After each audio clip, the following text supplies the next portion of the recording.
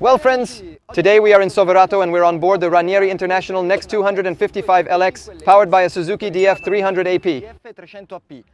We're offshore today, cruising to test the hull's performance and seaworthiness in combination with the engine. As you can see from the bow, the weather conditions are ideal for a test. We have a very calm sea with a light breeze which might kick up some small waves, but we can push hard and see how far this engine can take us. I'm currently idling. We're in displacement mode. 650 RPM, transmission engaged. 2.8 knots. Fuel consumption 2.1 liters per hour. Let's start sailing. Electronic throttle, as indicated by the AP abbreviation on the engine. Kill switch securely fastened to my pants. We always sail with constant safety in mind. The boat was built using a monocoque system created by the shipyard, which allows for a single mold for the hull and one for the deck, integrating both the tanks and the lockers. In this way there are no joints, no added pieces, and everything is more solid.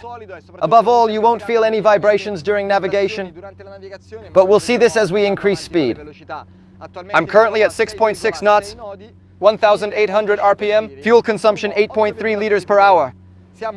We have 2 people on board, 30% fuel and 50% water. Let's give it more throttle. We reach 2,500 RPM.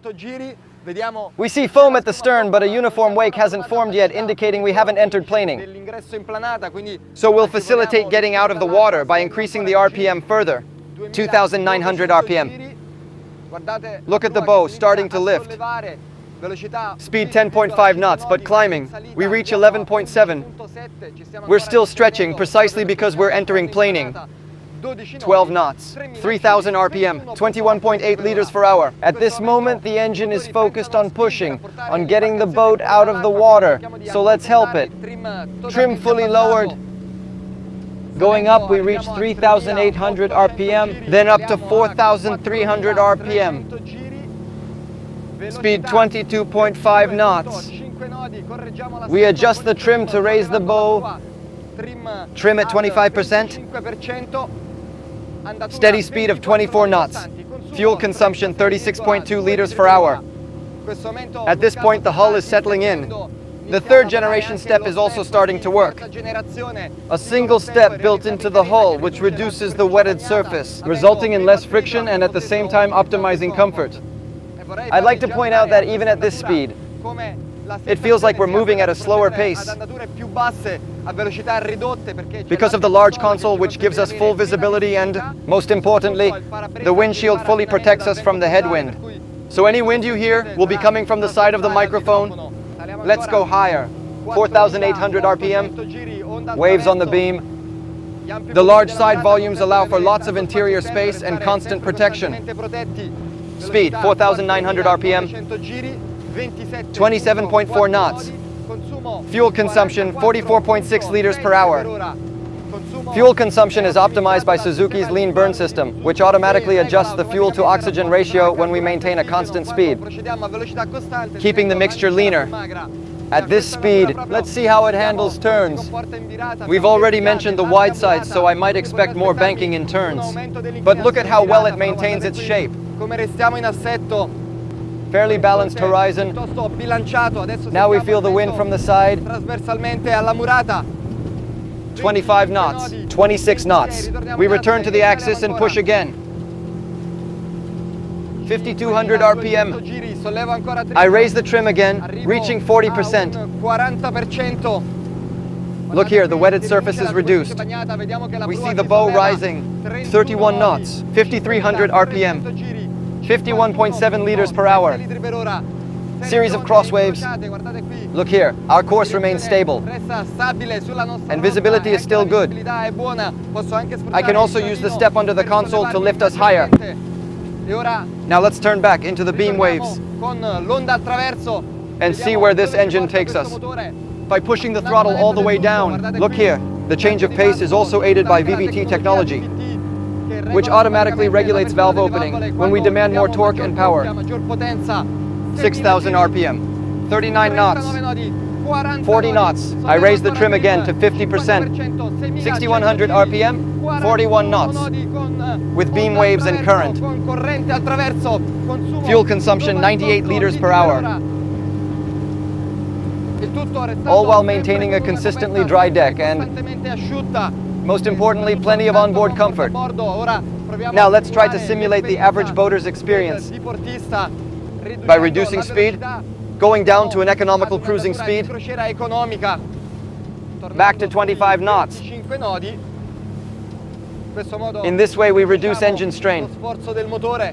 I adjust the attitude with the trim. And look, we're currently at 24 knots, with a fuel consumption of 33.6 liters per hour. And now we just need to accelerate again, turning to starboard. Look here, following the propeller's direction of action, turning more than smoothly, we can have fun. So if needed, we can also have a sporty vessel. Now all we need to do is put it in neutral and see how many seconds it takes to get us out of the water and how long to reach top speed.